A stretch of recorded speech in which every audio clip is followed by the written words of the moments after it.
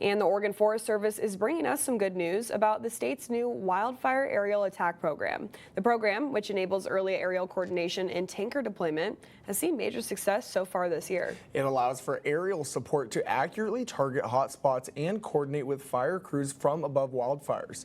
The new aerial attack program has been made possible through recent investments by Oregon's legislature, creating 2 ODF regional air attack teams. Previous programs only authorized aerial attacks once fires grew to a significant size, which slowed the effectiveness of response teams. It's reported major success statewide by allowing air officials to coordinate water and retardant drops early and accurately.